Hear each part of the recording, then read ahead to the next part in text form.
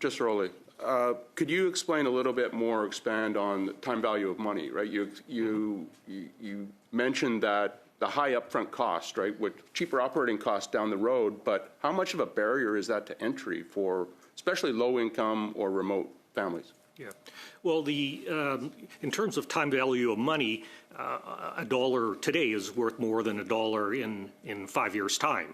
And also more expensive to buy today than it is. Well, exactly. So even if there are cost savings over time, over a 10-year period of vehicle ownership, that value is less than the extra cost to buy the vehicle. Thank you very much. And for 6 minutes, Mr. Fanjoy, the floor is yours. Thank you. Mr. Royce, we've talked about that at present there is a higher upfront cost for an EV. That's overcompensated for by a lower total operating or total ownership cost over lifetime. If it was easier, if perhaps with the return of an EV subsidy to make it possible for Canadians to make the switch sooner, would the supply of EVs in Canada be there to meet that demand? Thank you for that question. Let me first start off by saying that while, yes, an electric vehicle has less operating costs over the life cycle for the individual, that is in no way enough to overcompensate, as was said, the initial price difference that still exists in the market, right, between an EV and an internal combustion engine. The incentives that were in place reduced that gap somewhat, but have now completely gone away. If I can interject, are you saying that the total cost of ownership of an EV is greater than an EV than a combustion engine? No, it is lower than an internal combustion engine, but that amount, that life cycle cost is lower, does not overcompensate for the difference upfront in the price cost. Meaning, if there's a price gap of, let's call it $10,000, your life cycle cost difference might only be $1,000 or $2,000. But you would agree that over the lifetime of the vehicle, that a consumer would pay less for an EV. That depends what he's paying up front on the price. Okay. It also depends on the distance that people drive. Because the longer you drive, lower operating costs are going to have a greater benefit. So, can you explain to me how, where people drive longer distances in rural parts of the country, can you tell me how that would not benefit our rural Canadians? The problem for them is they can't make that long trip because the charging infrastructure is not there for them to complete the trip.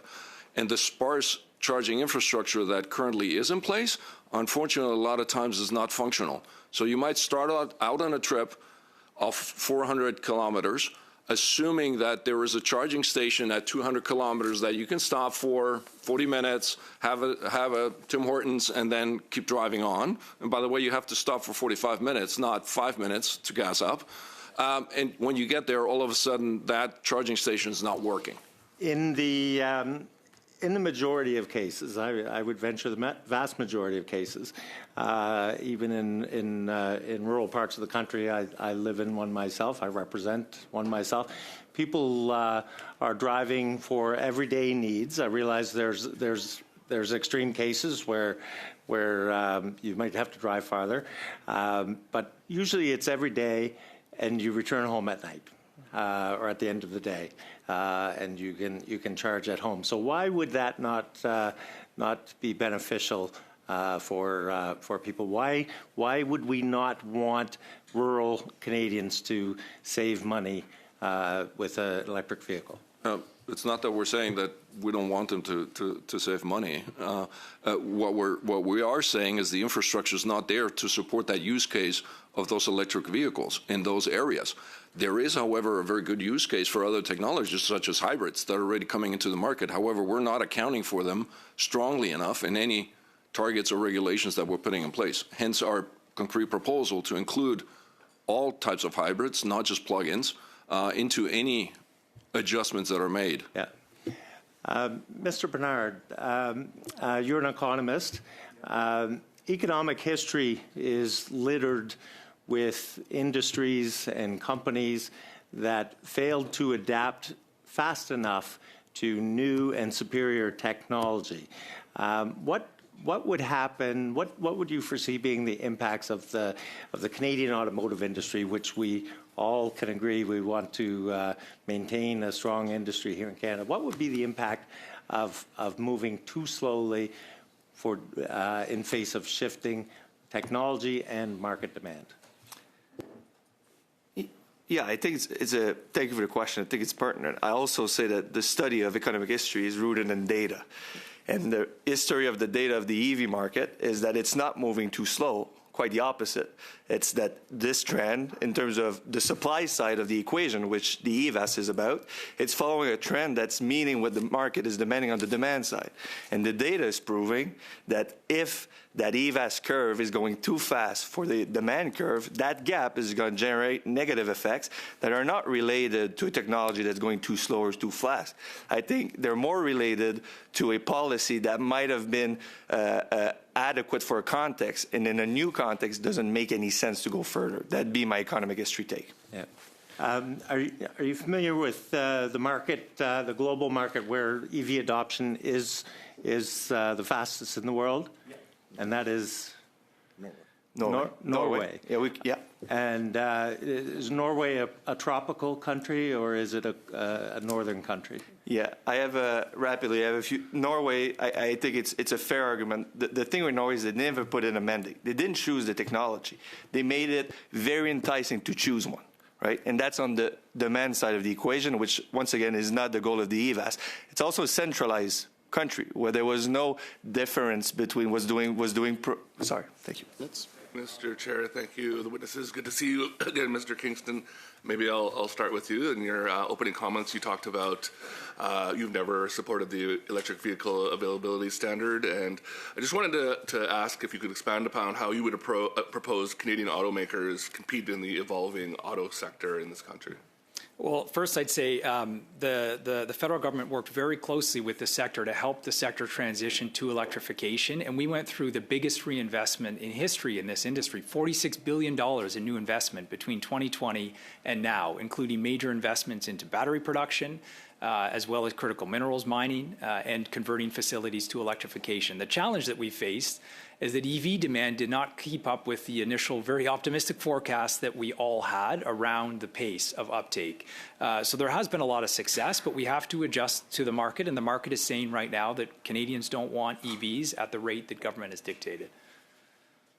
Thank you. And can you maybe explain, as a government, how we can ensure a coordinated approach to EV adoption that would work across the auto sector?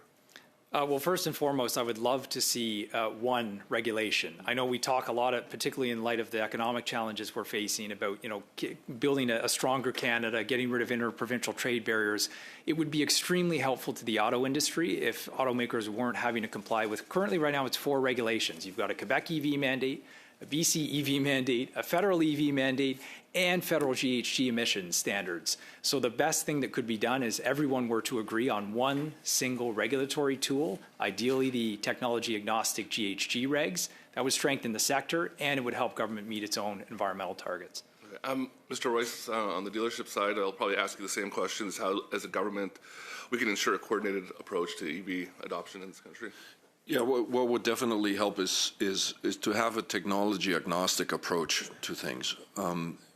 Because again, not every single use case, every single community will be able to operate with an electric vehicle. However, a hybrid solution, a plug-in hybrid solution, or other solutions that we haven't, and the manufacturers haven't even thought of, hydrogen, fuel cells, might all be part of the solution going forward. So, and the EV mandate, unfortunately, mandates just one technology. So if we had one ask is for it to be as technology agnostic as possible. And I'm going to use one example that you might be surprised about. A lot of times from proponents of the mandate, they tell us, well, that's what we had to do with seatbelts in order to get seatbelts. Well, you didn't mandate seatbelts. You mandated people need to be sustained or maintained in their position in the vehicle, in the seats, in the case of an accident to protect them. But you didn't mandate it has to be polymer this, with this latch, with this initially, right? Then industry started innovating from that. You had pre-tensioners on seat belts and things of that nature. And by the way, you didn't prescribe something that might shrink 40% if it's winter, and then if I ate too much, maybe the seatbelt no longer fit and I can't drive home after an extensive dinner. So this is what we talk about. Technology agnostic would be probably the most important thing on this. Thanks. Mr. Royce, this year the Canadian Automobile Dealers Association called on Canada to adopt European, Korean, and Japanese auto safety standards to help dealers and ensure Canadians have access to a wide array of affordable vehicles. Could you tell us about how allowing imports from these markets will help provide Canadians more choices in the long-term EV market? Yeah, there are certain vehicles currently available in those markets, and again, we're only talking about those three jurisdictions: Europe, Japan, and South Korea, with which Canada has a free trade agreement currently in place, that the Canadian companies would like to bring into Canada. Dealers would love to sell, and Canadian consumers would love to buy. However, these are vehicles that the Americans don't want. And currently, our emissions and safety standards are solely aligned with the U.S. We're not saying we should go away from that. We should open ourselves additionally to accept, within a certain range, vehicles from those three jurisdictions. If a vehicle is deemed safe enough, environmentally okay to be driven on a German Autobahn at 200 kilometers an hour, should be safe enough for the Canadian road. I think I have a couple of seconds. Really quickly, Mr. Kingston, what does the CVMA see as a appropriate level and type of infrastructure needed to support the EV transition? I would just go and point back to the NRCan assessment that they've made.